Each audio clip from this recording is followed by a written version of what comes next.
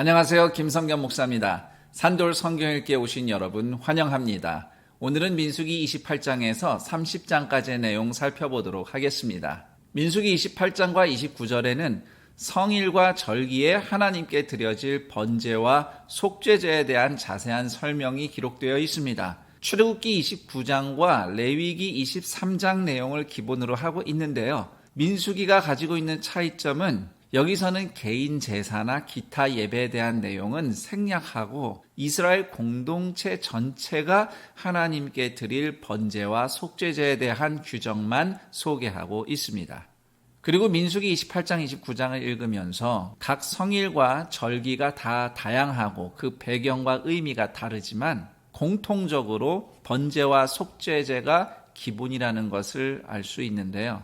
여기서 우리는 인간이 가장 바라고 기념하며 감사할 것은 하나님의 구원하심이라는 것을 깨닫게 됩니다. 왜냐하면 모든 번제와 속죄제는 결국 하나님의 구원하심을 사모하며 또한 감사하는 예배이기 때문입니다. 하나님이 우리를 구원하셨기 때문에 우리 인생의 모든 것에 기념하고 기뻐하며 감사할 의미가 있는 것이죠.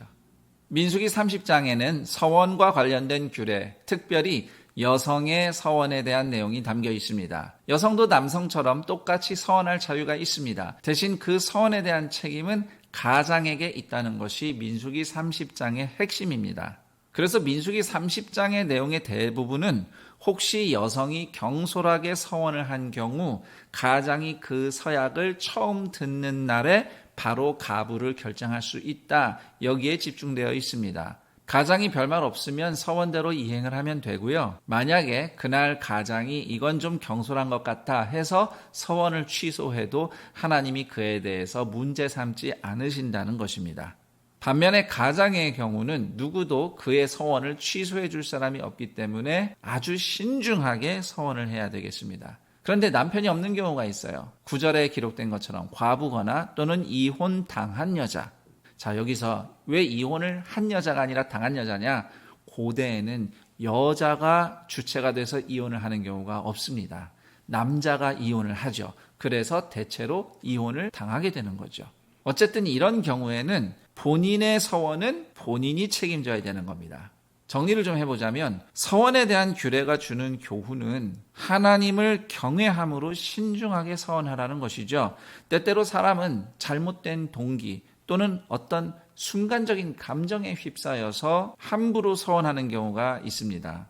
서원은 의무가 아니고 자발적인 행동이기 때문에 더더욱 하나님 앞에서 신중해야 한다는 것이 성경의 관점입니다. 다시 말해서 내가 이렇게 헌신하고 서원하면 하나님이 내 기도대로 해주시겠지, 또는 어떤 두려움이나 또는 들뜬 감정에 휩싸여서 섣불리 서원하지 말라는 것이죠.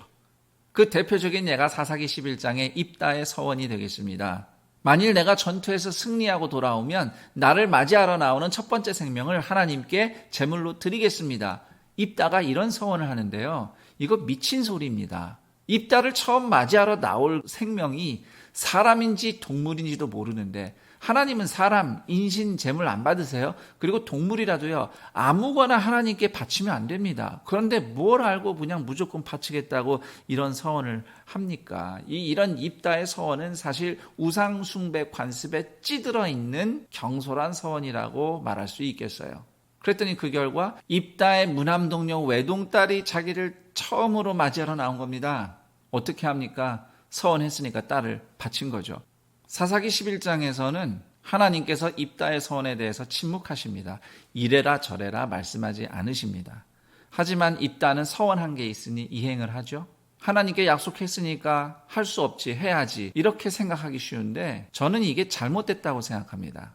민수기 30장 15절을 보시면 아내의 서원을 남편이 뒤늦게 취소한 경우 서원을 취소한 죗값은 남편이 지라, 이렇게 말씀하고 있어요.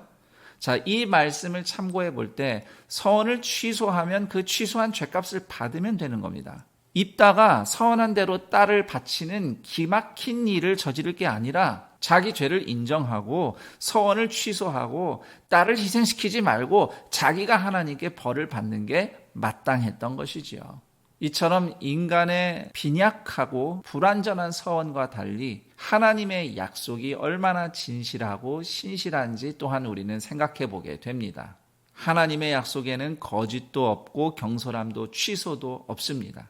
하나님께서는 그 약속대로 독생자 예수 그리스도를 보내셔서 예수님이 십자가에서 희생하심으로써 덧없는 서원이나 남발하기 쉬운 우리의 죄를 깨끗이 씻으시고 우리가 이제는 그 어떤 서원보다도 예수 그리스도께서 맺으신 언약을 지키며 사는 영원한 복을 우리에게 선물해 주셨습니다.